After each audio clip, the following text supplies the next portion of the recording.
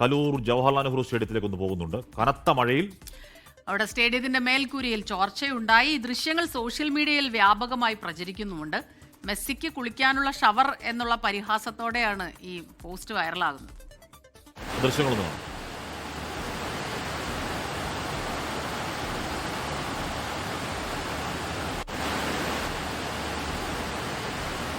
Vipin C Vijayan ചേരുന്നു. വിപിൻ, അതിനെ മെസ്സിക്ക് കുളിക്കാനുള്ള ഷവറൊന്നും വിളിച്ചാൽ പോരാ, കുറ്റാലം വെള്ളച്ചാട്ടം എന്നൊക്കെ വിളിക്കേണ്ടി വരും. വിപിൻ,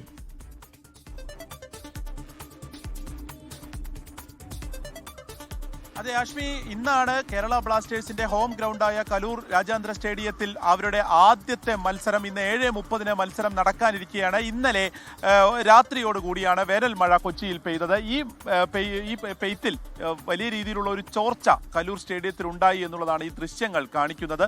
ഇതിപ്പോൾ സോഷ്യൽ മീഡിയയിലൊക്കെ തന്നെ വലിയ രീതിയിൽ പ്രചരിക്കുന്നുണ്ട്. ഈ പറഞ്ഞതുപോലെ തന്നെ മെസ്സിക്ക് കുളിക്കാൻ ഷവർ എന്നുള്ള രീതിക്കാണ്. കാരണം സ്പോൺസറൊക്കെ കോടികൾ ചിലവഴിച്ച് രാജ്യാന്തര നിലവാരത്തിൽ തന്നെ അടിമുടി മാറ്റി കലൂർ സ്റ്റേഡിയം എന്നൊക്കെ പറയുന്ന ഒരു ഘട്ടത്തിൽ തന്നെയാണ് ഏകദേശം പണികളെല്ലാം തന്നെ പൂർത്തീകരിച്ചു. അങ്ങനെ അത് GCDAക്ക് കൈമാറി. GCDA ഇവിടെ ഇനി ഒന്നും തന്നെ നടപ്പാക്കാനില്ല, ഹെഡ്ലൈറ്റിന്റെ അടക്കമുള്ള ചില അറ്റകുറ്റപ്പണികൾ മാത്രമേ ഉള്ളൂ എന്നൊക്കെ പറഞ്ഞ് നിൽക്കുന്ന ഒരു ഘട്ടത്തിൽ തന്നെയാണ് ആദ്യത്തെ വേനൽ മഴയിൽ തന്നെ ഇത്ര വലിയ രീതിയിൽ മഴ പൊടുന്നനെ സ്റ്റേഡിയത്തിനകത്തേക്ക് പെയ്യുന്ന ഒരു സാഹചര്യം ഉണ്ടായിരിക്കുന്നത്. ഇന്നും വേനൽ മഴ തുടരും എന്ന് കാലാവസ്ഥാ നിരീക്ഷണ കേന്ദ്രമൊക്കെ അറിയിക്കുന്ന ഒരു ഘട്ടത്തിൽ ഇന്ന് രാത്രി 7:30 കൂടിയാണ് മത്സരം. അപ്പോൾ ഇന്ന് രാത്രിയും ഇങ്ങനെ ഒരു ചോർച്ച ഉണ്ടാവുമോ എന്നുള്ള ഒരു ആശങ്ക ഇതിനോടൊപ്പം തന്നെ നിൽക്കുന്നുണ്ട്. എന്തായാലും മറ്റെന്തെങ്കിലും പദ്ധതിയാണോ പിന്നെ ഈ സ്റ്റേഡിയത്തിൽ ഒരു മഴക്കുഴി അല്ലെങ്കിൽ മഴവെള്ള സംഭരണി പോലെന്തോ പരിപാടിയാണ്? കാര്യം ഈ ചോർച്ച എന്ന് പറഞ്ഞ ഒരു മര്യാദ ഒക്കെ ഇത് ചോർച്ചയാണോ? ഇതിനെന്തോ വിളിക്കണ്ടേ?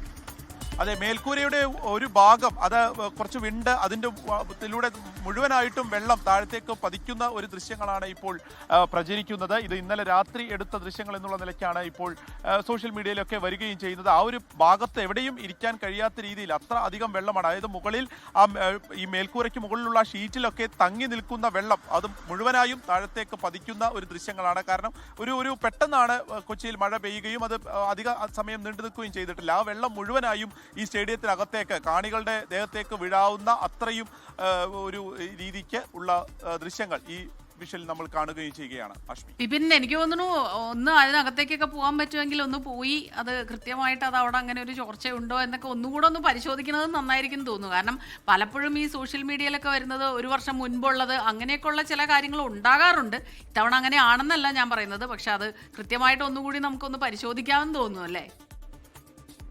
ഓക്കെ, അപ്പോൾ വിപിൻ സി വിജയനാണ് ആ വാർത്തയുടെ വിവരങ്ങൾ നൽകിയത്. അത്രത്തോളം ചോർച്ചയുടെ ദൃശ്യങ്ങൾ സോഷ്യൽ മീഡിയയിൽ പ്രചരിക്കുന്ന ദൃശ്യങ്ങളാണ്. പക്ഷെ അതിനകത്ത് കയറി നമുക്ക് വിഷ്വൽ എടുക്കുന്നതിനൊക്കെ പരിമിതിയുണ്ട്. പക്ഷെ അപ്പൊ ഇത് ആരെടുത്തു എന്നുള്ളൊരു വിഷയമാണല്ലോ. അപ്പോൾ അകത്ത് കയറിയാലും എടുത്തായിരിക്കും.